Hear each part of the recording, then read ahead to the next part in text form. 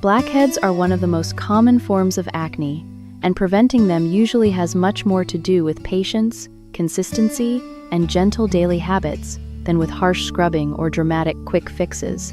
A blackhead forms when oil, dead skin cells, and debris collect inside a pore, and the surface of that clogged material is exposed to air, which makes it darken. So, the main goal is to reduce buildup, while keeping the skin barrier calm instead of irritated. A gentle routine is usually the most dependable routine. Wash your face with a mild cleanser and lukewarm water in the morning, and again at night. And if you sweat heavily after exercise, yard work, or a long, humid day, it makes sense to cleanse afterward in a gentle way, instead of letting sweat, oil, sunscreen, and residue sit on the skin for hours. What usually does not help is washing your face over and over throughout the day, rubbing hard with rough cloths, grinding gritty scrubs into the skin, or treating blackheads as if they were dirt that can simply be polished away with force. Too much friction often leaves the skin red, tight, and irritated, while the clogged pores remain right where they were. It is also important not to squeeze, pinch, scrape, or try to dig out blackheads with fingernails or random tools at home, because that can increase inflammation and may leave marks or scars that last much longer than the original problem. Choose skincare, sunscreen, makeup, and hair products that are labeled non-comedogenic, oil-free, or water-based when possible, because heavier oily products can worsen congestion. If you use waxes, pomades, or rich leave-in hair products, try to keep them away from the forehead, temples, and sides of the face, because those areas often react badly to residue. Remove makeup completely before bed, change pillowcases and face towels regularly, and try not to spend the whole day pressing your cheek into your hand while reading, scrolling, or watching television. If your skin tolerates active ingredients, salicylic acid can help loosen dead skin and reduce pore buildup, and adapalene can also be useful because it helps prevent pores from clogging over time. But the wise approach is to start slowly, use one main active product at a time, and stay steady rather than trying several strong products in one impatient weekend. A lightweight moisturizer can still help even if your skin is oily, because irritated, dehydrated skin often becomes harder to manage. And sunscreen matters too, especially if you use exfoliating or retinoid-type products, so finding a comfortable, lightweight sunscreen is worth the effort. Prevention is usually quiet and repetitive in the best possible way. Gentle cleansing, sensible products, patience, and resisting the urge to punish your face because progress is slower than your mood. Improvement often takes time, so think of blackhead prevention as maintenance rather than battle. Keep expectations realistic, stay gentle, and remember that calmer skin usually comes from steady habits rather than dramatic effort. If your skin is easily irritated, less is often more. If a product consistently makes your skin feel greasy, sticky, itchy, or more congested, simplify your routine and give your skin time to settle. If you wear makeup often, fully removing it at night is a simple habit that can make a real difference over time. And if acne becomes painful, deep, widespread, or starts leaving scars or dark marks, it is much smarter to get help from a clinician than to keep improvising in frustration. Now that the sensible skin part is complete, let us leave the bathroom mirror behind and travel to a retirement community in the United States, where nobody cared much about clogged pores, but everybody cared deeply about sweet tea, porch swings, and whether a grown man over 80 should ever be asked to wear a sequined visor for civic reasons. The place was called Bluebird Ridge, a retirement community in the outskirts of Nashville, Tennessee, where the sidewalks were broad, the magnolias behaved like well-dressed relatives, and the main social hall always smelled like coffee, lemon cleaner, and whichever dessert had most recently achieved fame. Bluebird Ridge liked to describe itself as quiet, but that was a deeply optimistic description. It had chair yoga, bridge club, hymn sing, movie matinees, birthday luncheons, casserole diplomacy, porch gossip, and one activities board that treated mild chaos as a renewable resource. At the center of this weather system stood 76-year-old Evelyn May Walker, a retired school office manager with silver hair pinned in a soft, tidy roll, reading glasses on a navy chain, and the kind of composed face that could make a room full of adults reconsider a bad idea just by looking in its direction. Her closest friend was 82-year-old Curtis Bell, widower, former owner of a hardware and supply store, wearer of tan loafers and suspenders with tiny blue tractors on them, and a man who believed that weak coffee, vague directions, and novelty event themes were all signs that civilization was getting too comfortable. Orbiting near them were Gloria Jean Clements, former beauty salon owner and sworn enemy of dull lipstick; Marvin Tate, retired accountant and active defender of all correct totals; June Ellen Brooks, former church pianist and reigning monarch of pound cake; Arlene Moss, who always claimed she disliked fuss and then somehow organized half of it; and Bailey Reed, the 31-year-old activities director whose heart was good, whose energy was real, and whose relationship with registration forms had begun to resemble a public hazard. One Thursday morning, Bailey rushed into the social hall, holding her phone with both hands and wearing the expression of a woman who had accidentally signed a legal statement in glitter pen. Evelyn May looked up from setting out paper cups and said, "Go ahead and tell us before my patience has time to sit down." Bailey swallowed. "I thought I registered us for a free community wellness showcase at the Lakeside Festival." Curtis lowered his newspaper. "That sentence sounds like it has lied 3 times already." Bailey turned the phone around. Across the screen, in giant bubble letters, under a smiling wave and 2 cartoon swimsuits, were the words, "Welcome Bluebird Ridge to the Silver Splash Synchronized Water Review." The room went silent so abruptly that even the air conditioner seemed to step back. Gloria Jean leaned in first. "The silver what?" Bailey closed one eye like prayer had become procedural. "The Silver Splash Synchronized Water Review," she said. "I thought it was a health expo with seated demonstrations and maybe a hydration table. Apparently it is a senior aquatic performance competition at the community pool. Bluebird Ridge is the featured retirement team."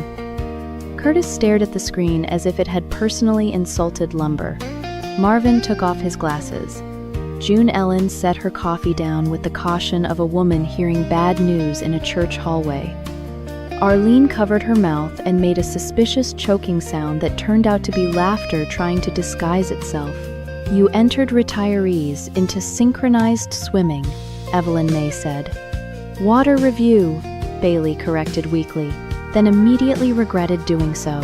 "That is not better," said Curtis. It got worse with each sentence. The festival page had already posted Bluebird Ridge's entry. Families had shared it. One granddaughter had commented, "Nana Ev better slay in a swim cap," which Evelyn May regarded as both supportive and morally unstable. A local morning host had written, "Seniors always bring more showmanship than the young." The event coordinator had emailed asking whether Bluebird Ridge preferred patriotic scarves or floral arm ribbons for their routine. "Can we cancel?" Evelyn May asked, though the shape of her voice suggested she already knew the answer involved public embarrassment and someone saying, "No worries," while meaning, "Yes worries." Bailey winced. "The order is printed. The Lake stage host already announced us. The program is out." The coordinator said she was thrilled. Older adults always bring grace and humor. "Grace and humor," Curtis repeated. "That is what people say when they want you wet in public." But no one in Bluebird Ridge wanted to be the retirement community that backed out after being publicly described as graceful. Pride, which is the true engine of almost all volunteer activity after age 70, rose in the room wearing sensible shoes. "Absolutely not," said Gloria Jean. "We are not letting a county pool think seniors are afraid of coordinated arms." "Or of scarves," June Ellen added. "Or of judging," Marvin said. Curtis gave a long sigh. The kind a man gives when he realizes the afternoon has already left him. "Fine," he said. But if anyone says the phrase, "swim glam" in my presence, I want my objection recorded. Within 20 minutes, the social hall had transformed into emergency aquatic headquarters, disguised as coffee hour. Evelyn May became captain because she was the only person in the room who could think in full sentences while everyone else was reacting emotionally to chlorine. Curtis took logistics because he trusted neither pool ladders nor rental speakers nor any public event involving slippery tile. Gloria Jean claimed wardrobe, waterproof cosmetics, and surface elegance. Marvin opened a fresh legal pad and wrote "Aquatic Operations" in block letters with the emotional warmth of a courthouse. June Ellen volunteered snacks because low blood sugar and public water do not belong in the same story. Arlene, still laughing on and off, was assigned morale and backup because she had once taken water aerobics seriously enough to count. The first question was obvious. Could any of them swim? The answer was complicated. Evelyn May could swim, but only in the strong, practical way of a woman who trusted water for movement, not performance. Curtis could float and resent it. June Ellen had spent decades taking grandchildren to public pools and knew enough not to panic. Gloria Jean had once done a mermaid birthday pose at a hotel in 1988 and considered that transferable skill. Marvin said he swam only when absolutely indicated. Arlene, unexpectedly, turned out to be the best. She had taken synchronized water exercise classes in Florida after hip rehab and had buried deep under 60 years of ordinary decency a shocking amount of enthusiasm for timed arm movements. "Well," she said, seeing all their faces turn toward her, "I'm not saying I'm Esther Williams. I'm just saying I know how to point a toe without drowning." That changed everything. The practice pool at Bluebird Ridge was small but usable. By Friday morning, they had lane noodles, 3 borrowed scarves, 6 nervous older adults, and 1 activities director whose guilt had evolved into administrative purpose. Arlene became coach. The routine would not be true synchronized swimming because nobody there had any desire to leave the surface on purpose. Instead, it would be what Arlene called elegant water patterning with chorus arms. Curtis called it dignified splashing. Gloria rejected that phrase on branding grounds. The first rehearsal was a scandal against rhythm. Nobody floated in time. Evelyn May's left arm kept leading like a school principal. June Ellen laughed every time anyone said "and sweep," which ruined 3 counts in a row. Marvin's expression in the water suggested he was being audited by nature. Gloria discovered that waterproof mascara is only waterproof if applied by someone with humility. Curtis, when instructed to perform a quarter turn while holding a noodle, said, "If I needed this much choreography to survive old age, I'd have negotiated harder." And yet, beneath the disorder, something kept appearing. Fun. Not youthful fun. Not reckless fun. The deeper, warmer fun of older people realizing the ridiculous thing might actually be good for them, Arlene counted. June found a rhythm. Evelyn May relaxed into it. Curtis, once he stopped fighting the existence of the whole enterprise, found that he had excellent timing and a naturally dry kind of stage presence even in waist-deep water. Gloria, to no one's surprise, was born for public arm lines. Marvin, because the universe enjoys its jokes precise, became the cleanest person in the turns once he decided the angles mattered. By the end of the second rehearsal, they had the skeleton of a routine to an old tune called "Ain't Misbehavin'," chosen because the band knew it. The beat was forgiving, and nobody had to pretend to be 22. Saturday became costume and strategy day. Gloria arrived with waterproof lipstick, flower clips, and enough coordinated scarves to launch a regional misunderstanding. She dressed the women in navy swim tops with light wraps, and the men in dark trunks with matching overshirts, for dignity up to the final reveal.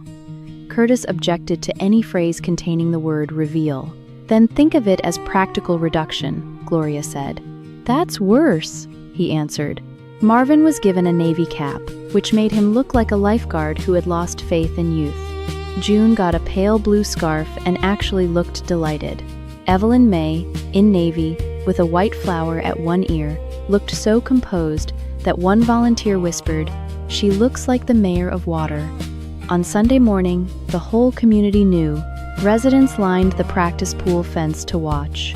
People who had not worn sunglasses since 2011 suddenly needed them. One widower volunteered to hold towels like a wartime nurse. 2 church ladies promised to pray for the routine and then stayed to critique hand timing. A former PE teacher shouted, "Smile before the turn, not during it," from a folding chair, and became useful instantly. By Monday, Bluebird Ridge was no longer merely preparing. It had accepted its fate and started ironing it. The county festival pool glowed under bright lights and impossible optimism. The rival teams were exactly as terrible as feared. A senior center from Boca Raton had matching silver caps, and the suspiciously serene look of women who owned both sequins and discipline. A mixed team from Mobile wore tropical flower lias and looked like they had once done cruise ship things for applause. A church fellowship from Pensacola had patriotic arm streamers, which Gloria called a cry for attention wrapped in nylon. The MC, a local weatherman with too much enthusiasm and a microphone clearly purchased by optimism, boomed into life. "And here come our featured stars from Bluebird Ridge." The audience clapped. Children leaned over the rails. Somebody's grandson blew a whistle and was immediately corrected by 2 grandmothers and a volunteer. The first teams went before them and, annoyingly, were competent. Boca Raton looked polished enough to frighten a piano. Pensacola had formation, but no mystery. Mobile leaned too hard on lees. Then it was Bluebird Ridge's turn. The music started. They entered the pool one careful step at a time because knees are real and concrete is undefeated. For one long second, the absurdity of the situation rose up in all its glory. 6 older adults in coordinated scarves, standing in festival water under county lights because one cheerful website phrase had lied to a woman named Bailey. Then Arlene gave the count. Evelyn May lifted one arm. June smiled. Curtis rolled his shoulders with the resignation of a man carrying civilization on a pool noodle. The routine began. And to everyone's surprise, including their own, it was charming, not slick, not athletic, not youth pretending not to be winded. It was something better. It was organized joy. They floated in time, they swept left, they turned, they made a flower shape with the scarves. Gloria gave a side smile that nearly caused a folding chair incident in row 2. Marvin, deadly serious about not dropping count, looked exactly like a man conducting an audit in shallow water, which made the audience adore him beyond reason. By the first chorus, people were clapping.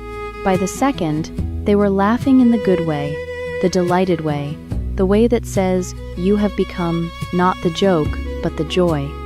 Then came the mistake that turned victory into legend. On the 3rd turn, Curtis's noodle slipped loose, floated away, and bumped directly into the lane divider, causing a tiny wake that drifted under Marvin. Marvin, affronted by physics, tried to correct. His cap turned sideways. June saw it and laughed. Gloria saw June laughing and nearly lost the scarf. The audience gasped, waiting for collapse. Instead, Evelyn May did the smartest thing possible. She leaned into the microphone, placed poolside for the MC, and still smiling, said, "We are improvising due to weather." The place exploded. The tension vanished. Curtis snagged his noodle with one hand and turned the retrieval into what looked absurdly like choreography. Marvin straightened his cap with a